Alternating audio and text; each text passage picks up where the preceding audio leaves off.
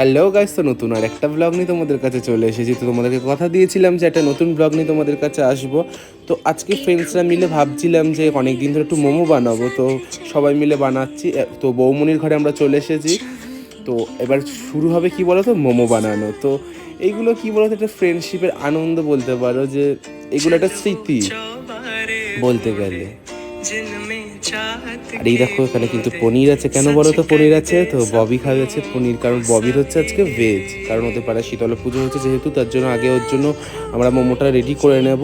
তো এখন দেখো এখানে ময়দা মাখা হচ্ছে, আর এদিকে সবজি কাটছে সব ফ্রেন্ডসরা মিলে, বন্ধুরা। তো এখানে ডোনা দীপা সবাই এসেছে, পান্ডে সবাই আছে। তো দেখো এখন এখানে মোমোর ডোটা বানানো হয়ে গেছে, বা বেলে নিচ্ছি মোমো বানানোর জন্য। আর এখনো সবজি কাটা চলছে, সবাই বসে আছে দেখেছো। তো এবার কি হবে বলো তো, এবার মোমোর মধ্যে আমরা পুরগুলো ভরে নেবো। এটা পনিরের পুরটা ভরে নিচ্ছি, যেহেতু তোমাদের আগেই বললাম যে ববি এটা খাবে আলাদা, একেবারেই ভেজ।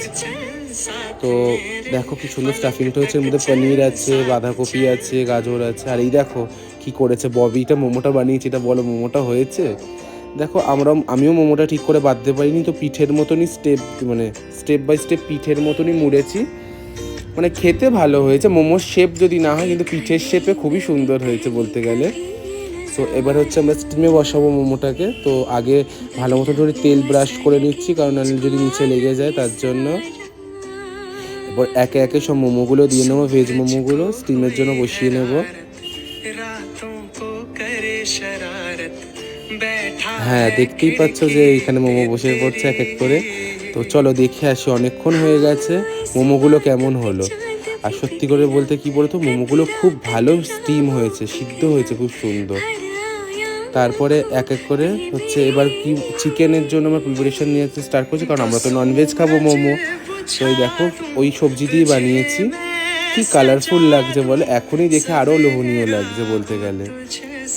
আগে এবার ববির মোমোগুলো এক এক করে নামিয়ে নিচ্ছি, বিকজ ওর ভেজ, বারবার এক কথাই বলছি ভেজ ওর, তো তার জন্য সরিয়ে নিলাম আগেই।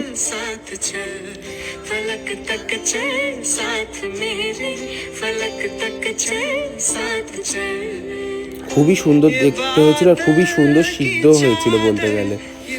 তারপরে এবার হচ্ছে স্টার্ট হচ্ছে, সবাই চিকেন মোমোর জন্য প্রিপারেশন নিচ্ছি। তো এই দেখো আমি বেলছি, এখান থেকে আর এক বোন মাম্পি ও হচ্ছে, আর এখানে দেখো সব দাঁড়িয়ে আছে, মানে কখন রেডি হবে সবাই খাবে বলে বলছিল। তারপর তখন যেন বাজে কটা, রাত্রি 12টা।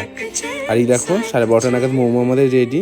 তো একটা খুব সুন্দর সন্ধ্যা নিয়ে আমরা কাটালাম আজকের দিনটা।